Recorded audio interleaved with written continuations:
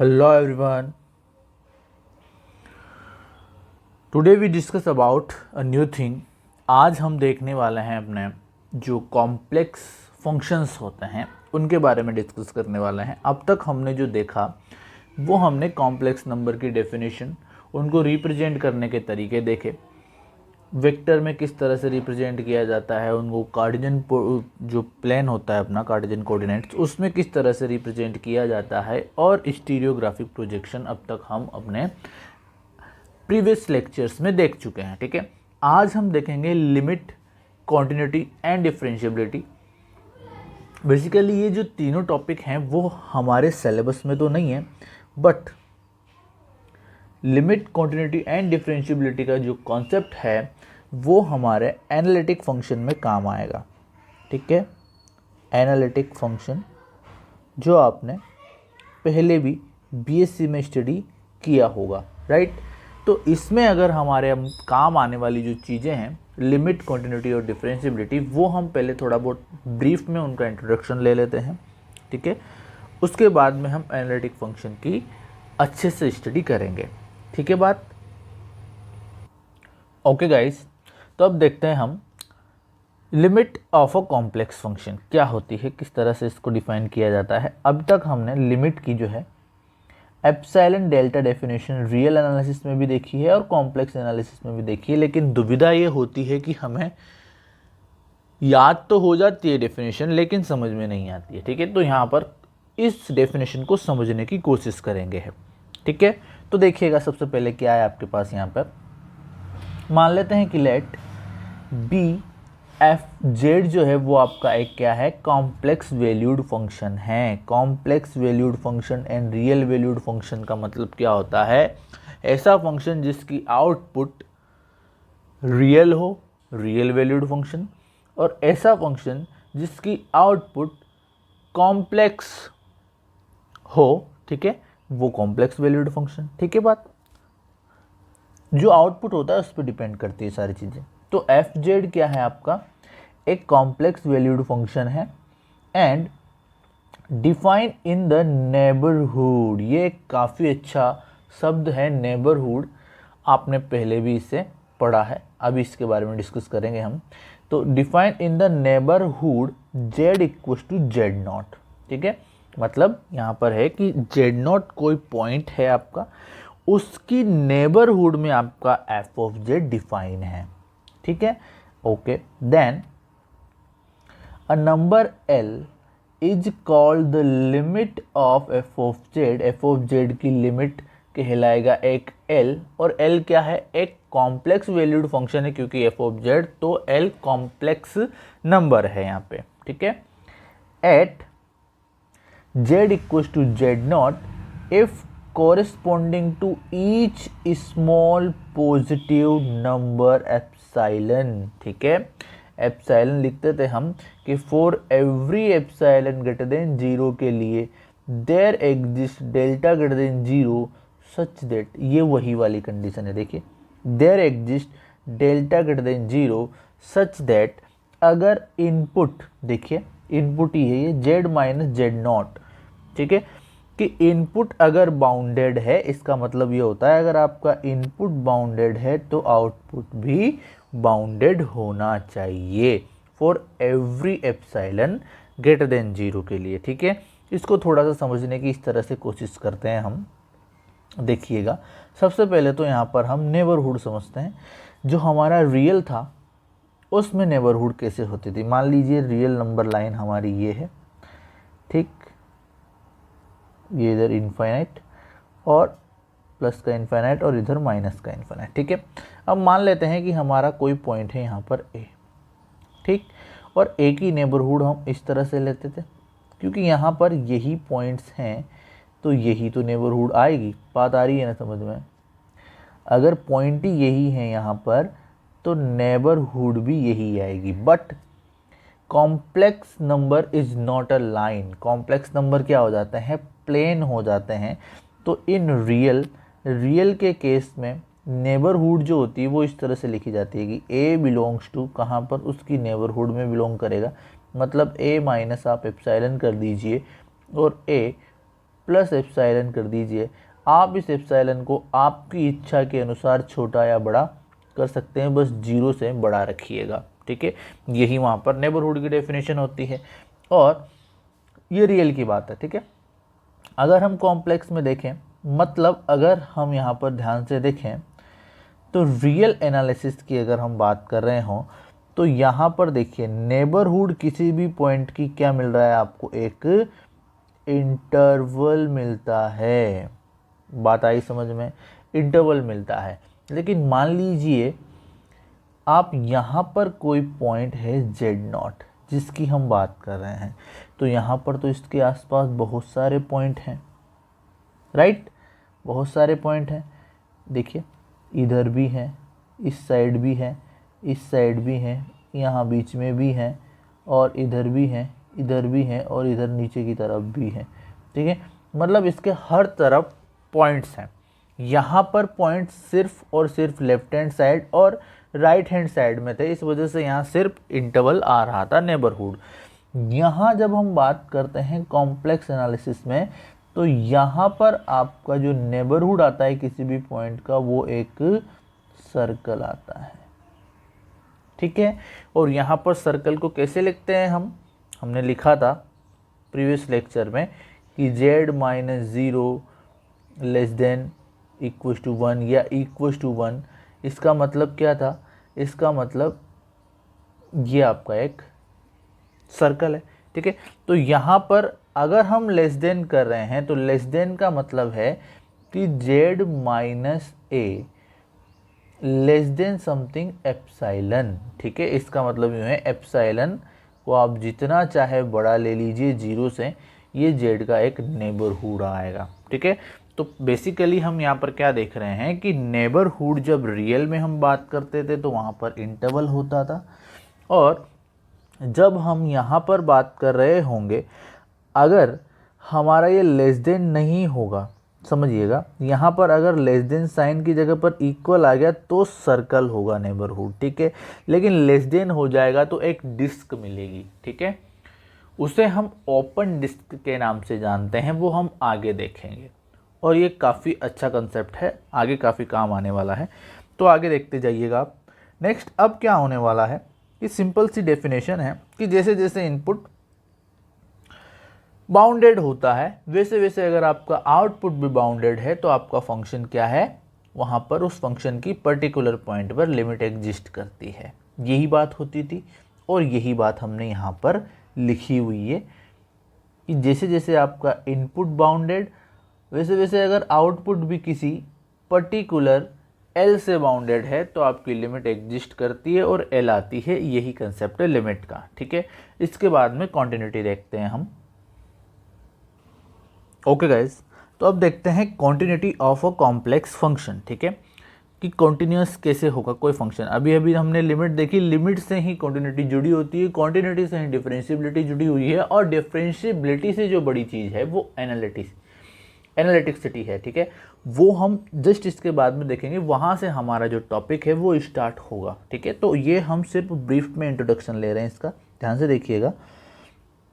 Continuity, okay, तो function f of z is defined in the close bounded domain, ठीक है। यहाँ पर चीज़ें अलग हो गई, वहाँ पर आपका फंक्शन जो था f of z वो z0 के किसी नेबरहुड में डिफाइन था, ठीक है, नेबरहुड में डिफाइन था। और यहाँ पर आपका जो सेट है वो कहाँ डिफाइन है, क्लोज डोमेन और बाउंडेड है, ठीक है।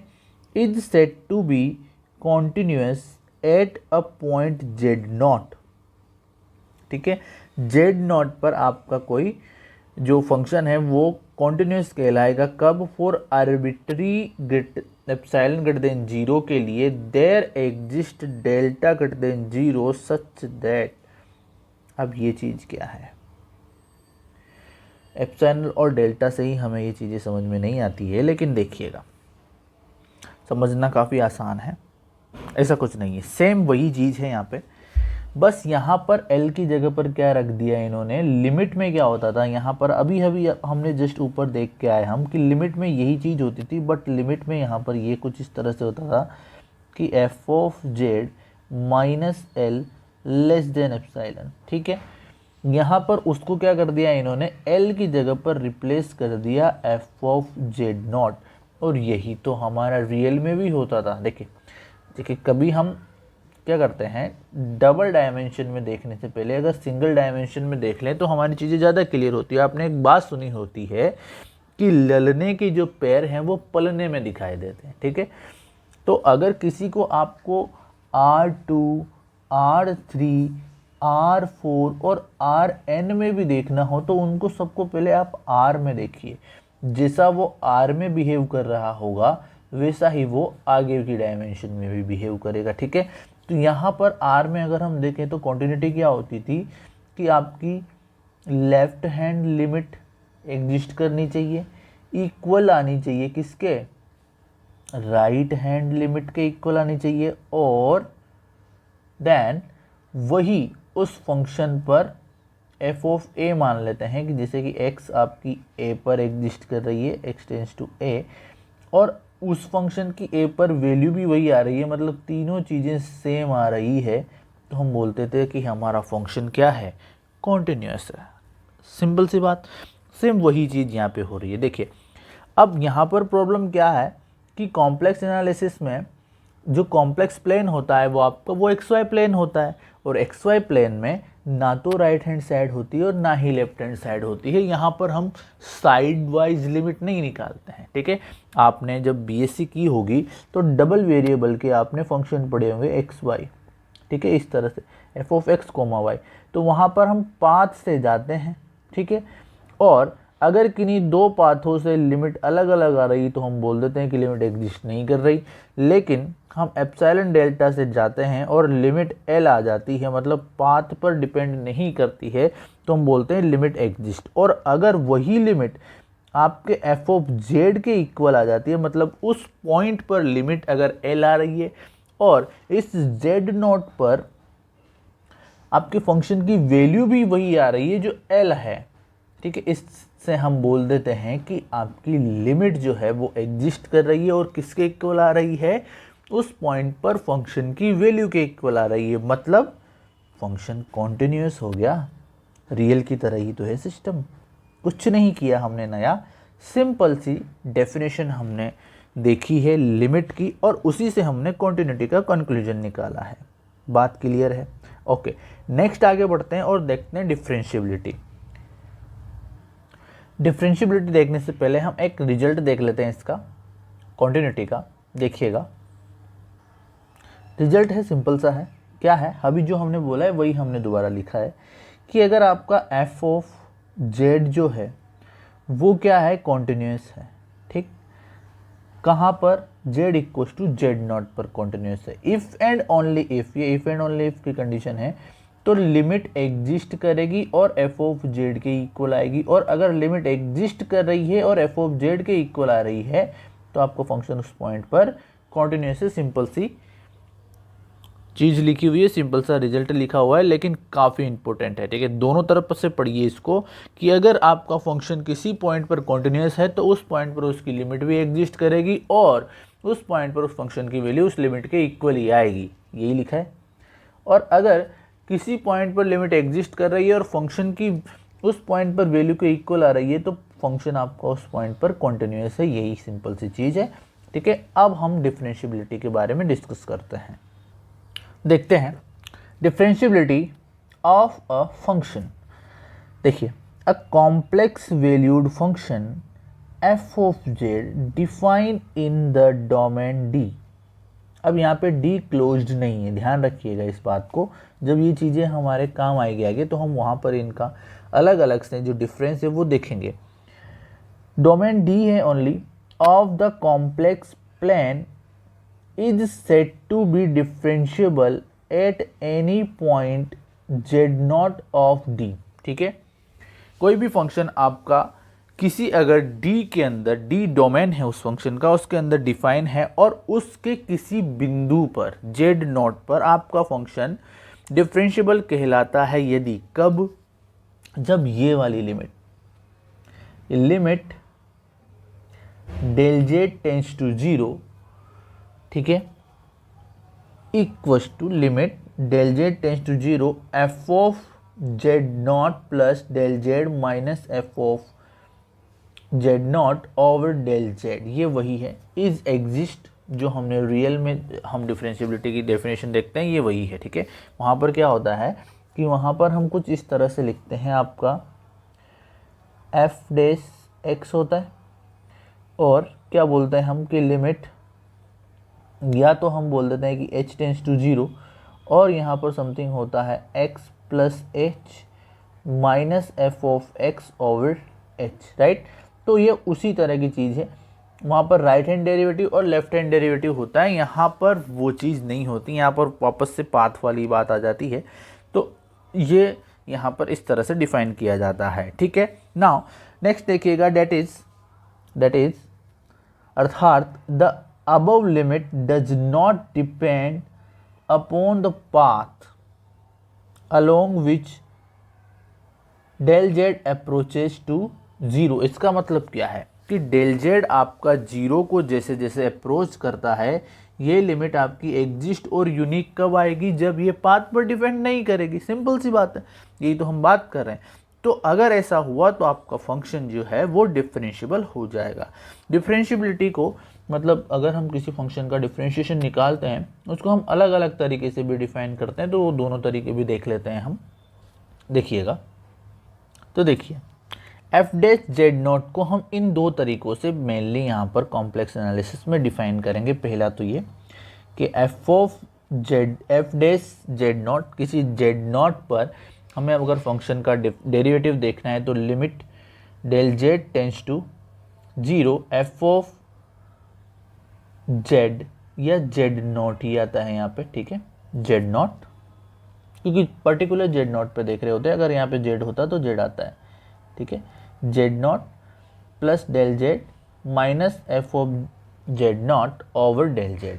तो ये एक तो इस तरह से लिखा जाता है और दूसरा इस तरह से कि आपका जो जेड है वो जेड नॉट को अप्रोच कर रहा है, तो f of Z minus f of z naught over Z minus Z naught. ठीक है, इन दोनों ही डेफिनेशंस का हम यूज करेंगे। और अब हम टॉपिक स्टार्ट करने वाले हैं जो हमारे सिलेबस में है और काफ़ी अच्छा टॉपिक है, वहाँ से काफ़ी अच्छे क्वेश्चंस भी आते हैं।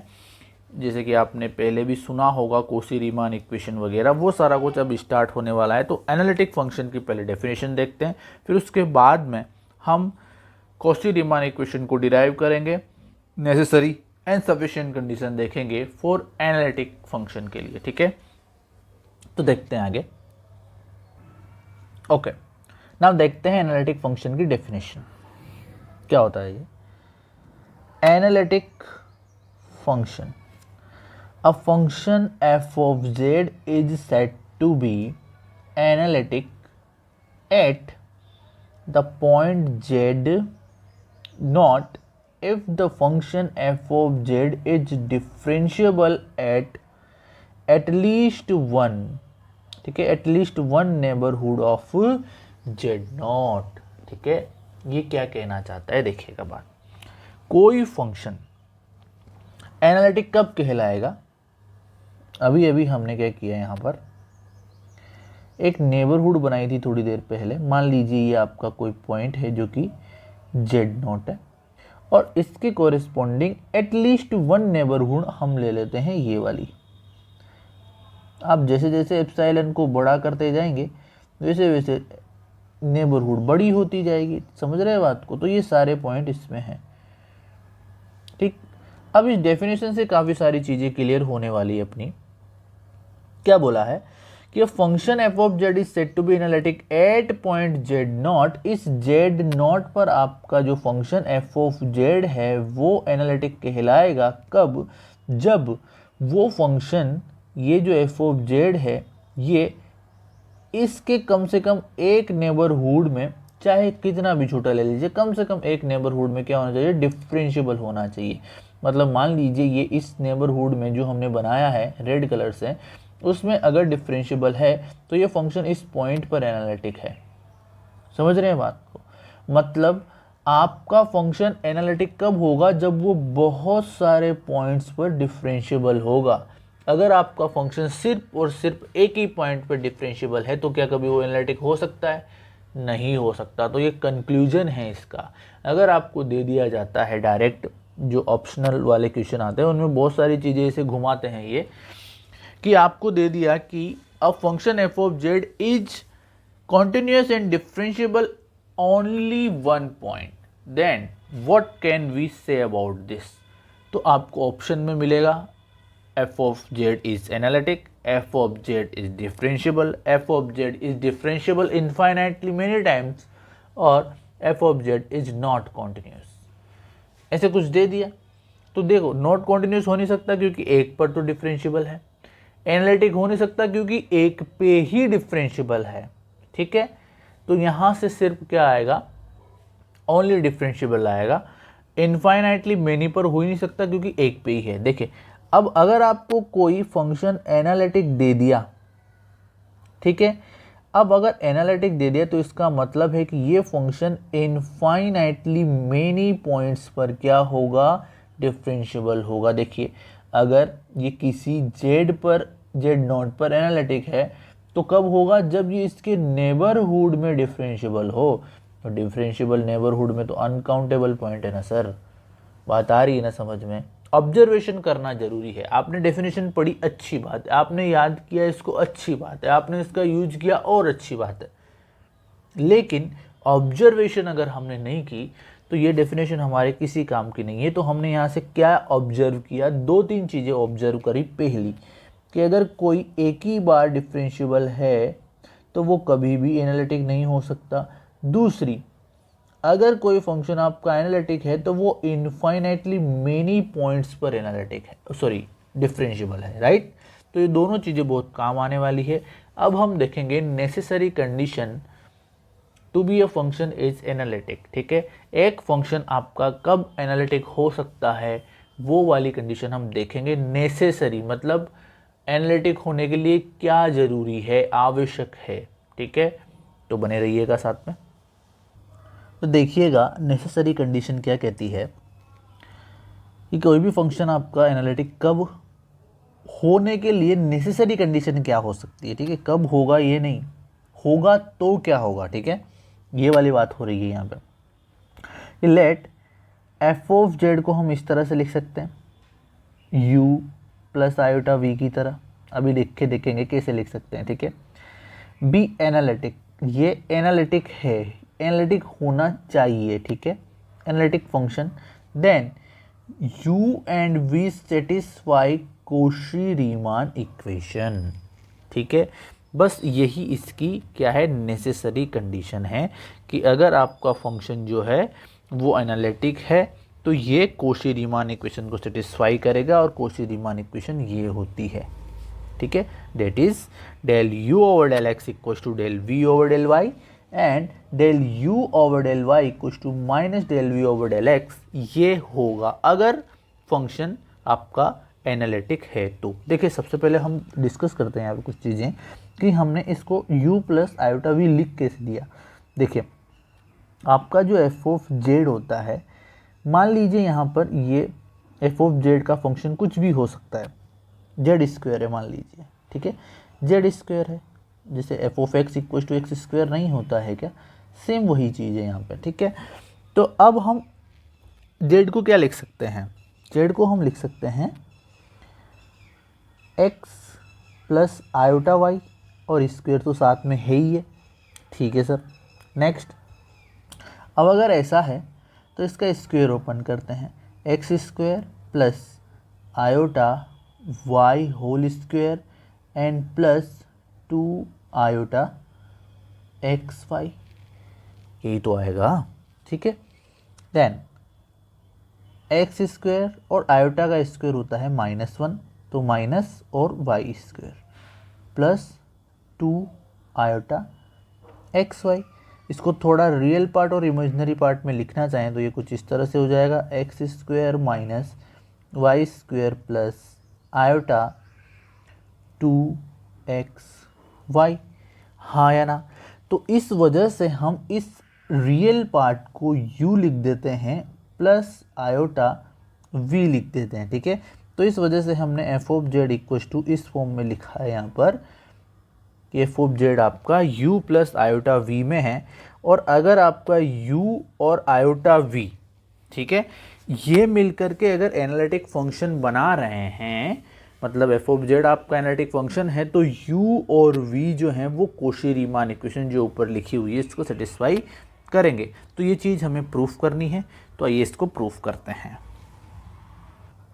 ओके, तो प्रूफ स्टार्ट करते हैं और इसके लिए हम कुछ अजम्पशन कर लेते हैं कि लेट आपका F of Z is analytic in domain D, ठीक है।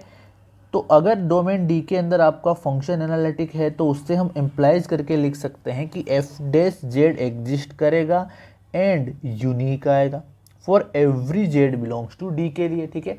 डी में प्रत्येक जेड जो भी है, क्योंकि डी में पूरे में एनालिटिक है तो उसके हर एक पॉइंट पर भी एनालिटिक होगा और उस पॉइंट के नेबरहुड पर भी एनालिटिक होगा, मतलब डिफरेंशिएबल होगा, हर एक पॉइंट पर भी डिफरेंशिएबल होगा और उसके नेबरहुड में भी डिफरेंशिएबल होगा। इस वजह से हम यहाँ पर लिख रहे हैं कि एफ डैश जेड एग्जिस्ट करेगा और यूनिक आएगा, ठीक है।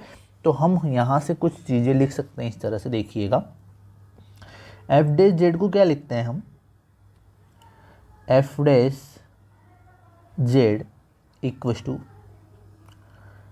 Limit del z tends to zero f of z plus del z minus f of z over del z, यही लिखते हैं, ठीक है बात। नाउ अब हम जानते हैं कि हम एफ ऑफ जेड को u प्लस आयोटा v की फॉर्म में लिख सकते हैं, राइट। एफ ऑफ जेड को हम u प्लस आयोटा v, और जहाँ पर u और v दोनों के दोनों x और y के फंक्शन होते हैं, राइट। तो मैं इसे कुछ इस तरह से लिख रहा हूँ, देखिएगा।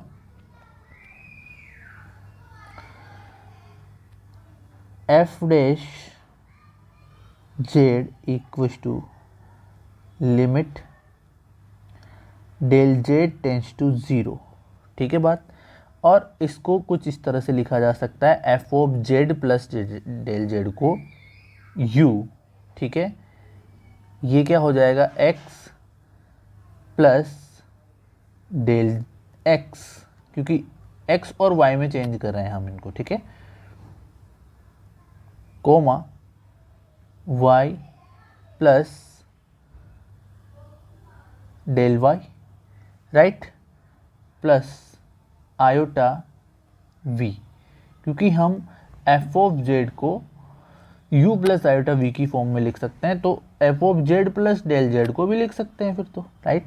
बात तो वही है, x plus del x comma y plus del y, ये तो हो गया हमारा f का काम।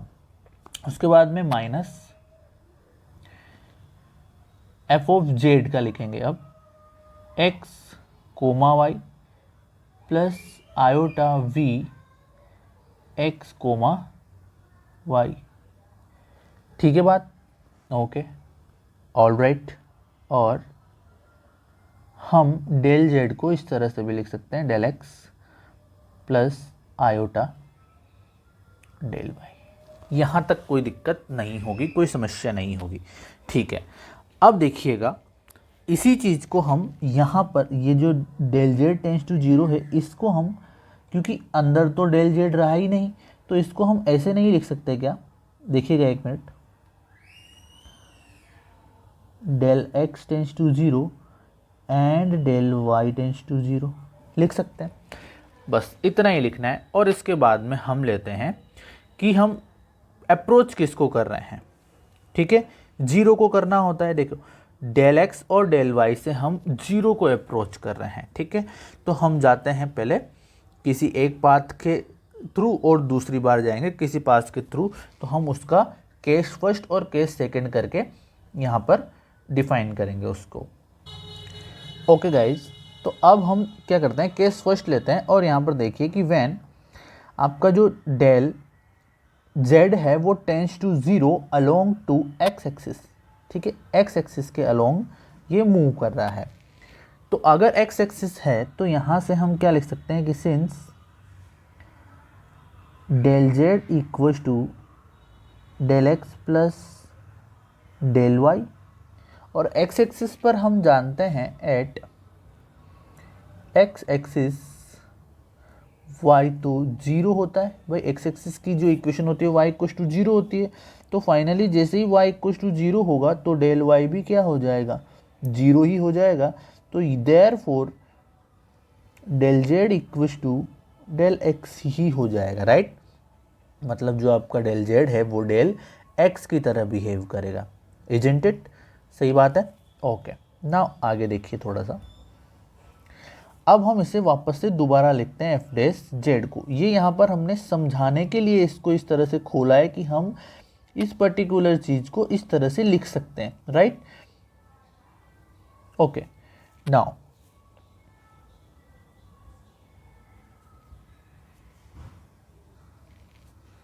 F dash z equals to limit del z tends to 0 f of z plus del z minus f of z over del z, isn't it, यही आएगा। और इसको जब हम ओपन करके लिखेंगे तो देखिएगा यहाँ पर y का कंपोनेंट क्या है, मतलब जो डेल y है वो 0 है।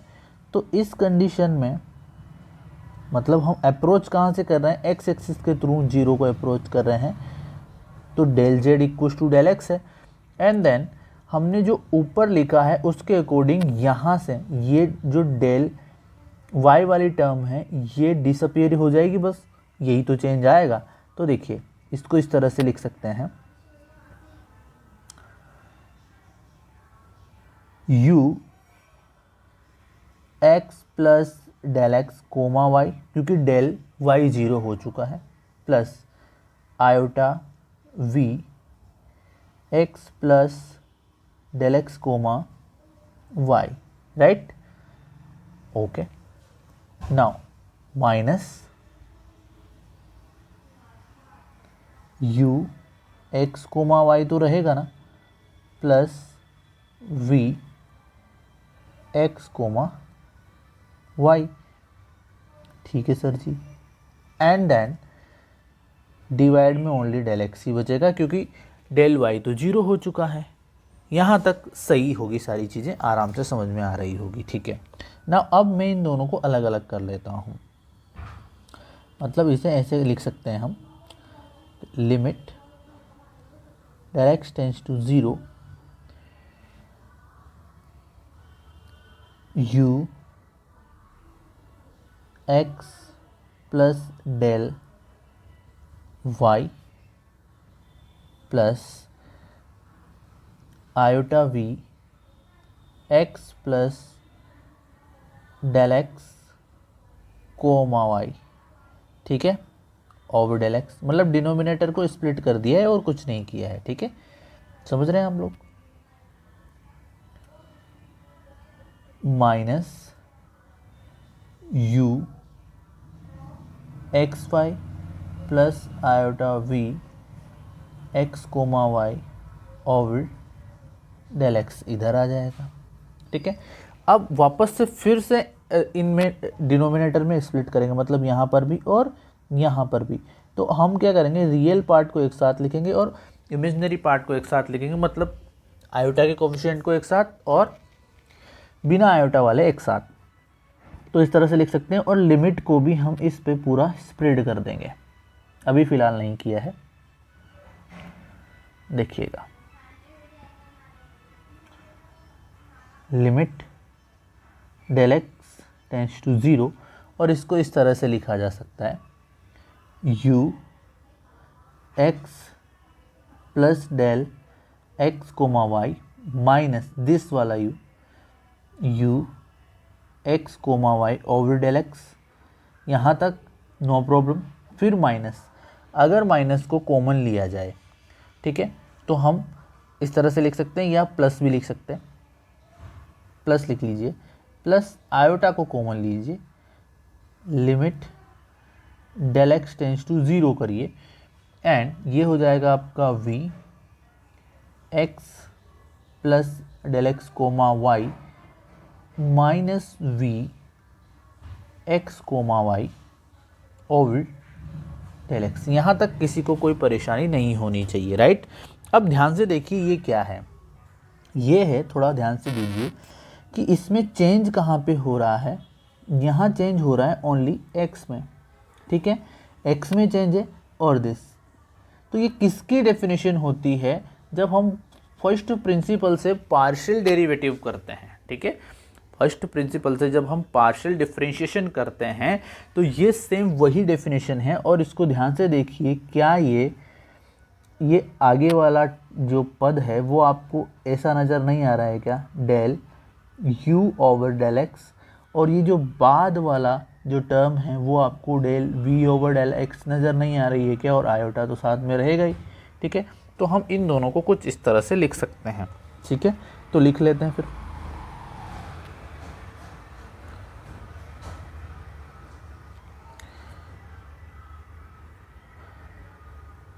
ये हो जाएगा आपका del u over del x plus iota del v over del x, ठीक है। कैसे लिखा है, फर्स्ट प्रिंसिपल से लिखा है और इसका फॉर्मूला ये होता है, ओके।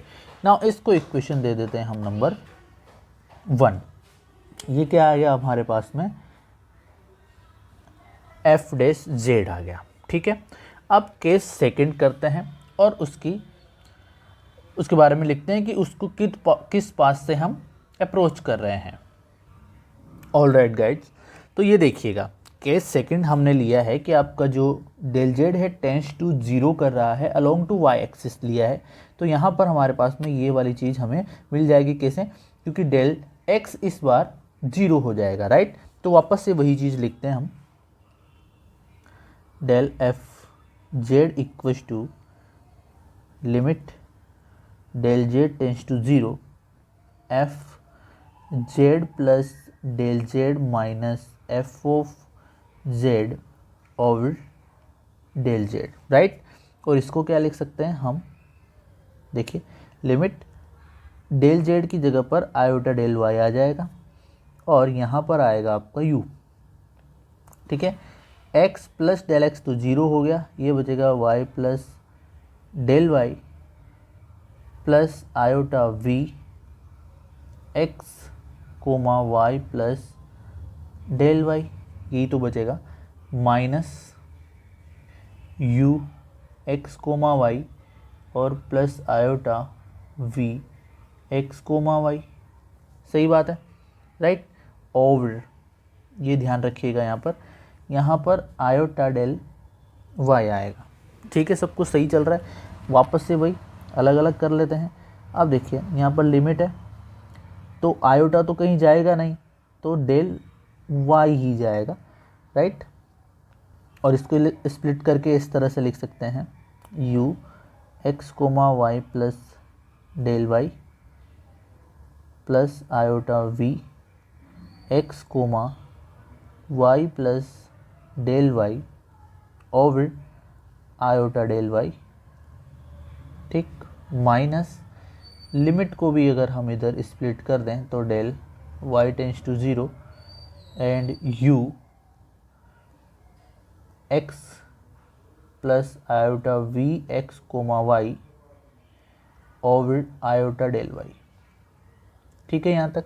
नाउ अब हम रियल पार्ट को एक साथ लिखेंगे एंड इमेजिनरी पार्ट को एक साथ लिखेंगे, तो ये कुछ इस तरह से बनेगा, u एक्स, सिमिलरली जैसे हमने पहले वाला किया है वही वाली चीज़ बन जाएगी, minus u x comma y over iota del y, right. And plus iota को अगर हम बाहर लिखें तो limit del y tends to 0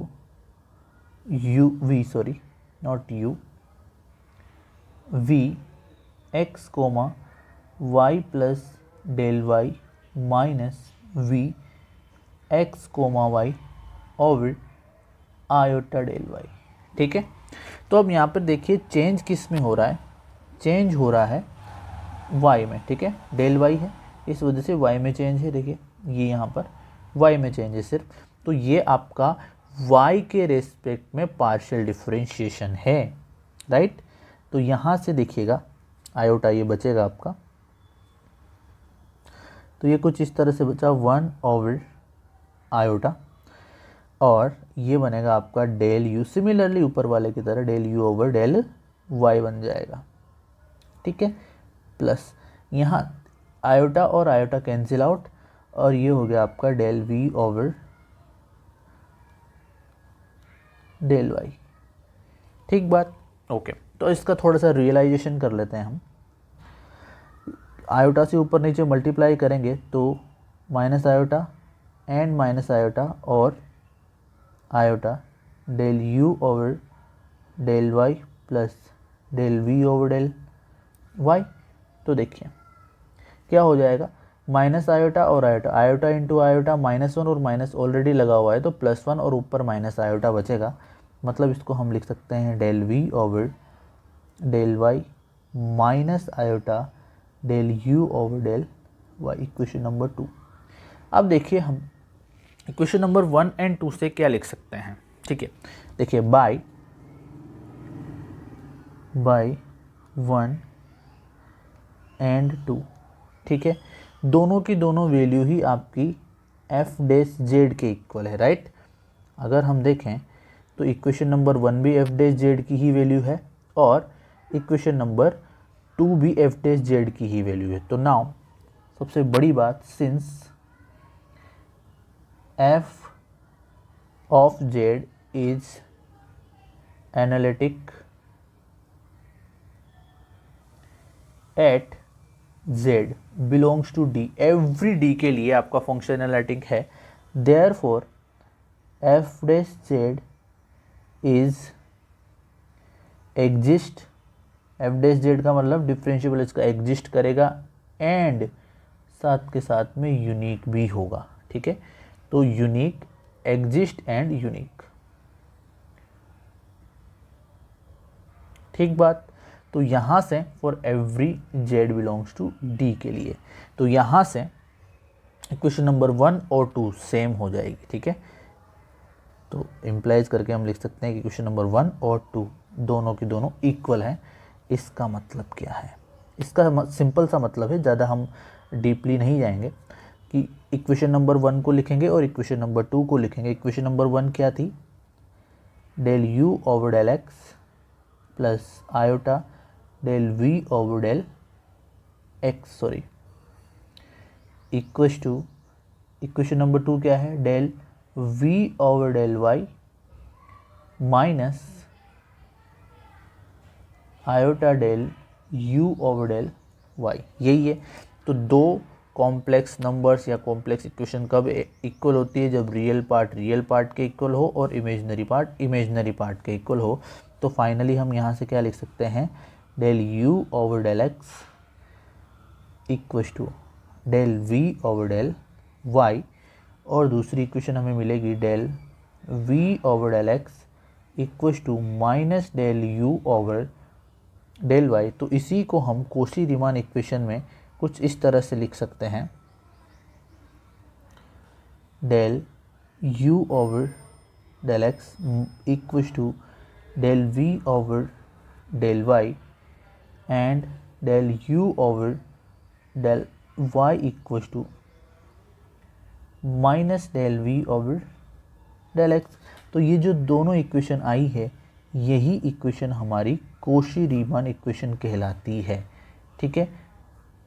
इतना ठीक है, क्योंकि हमने जो स्टार्टिंग में देखा था वो देखिए आप क्या था, और उसी चीज़ को हमने प्रूफ किया है।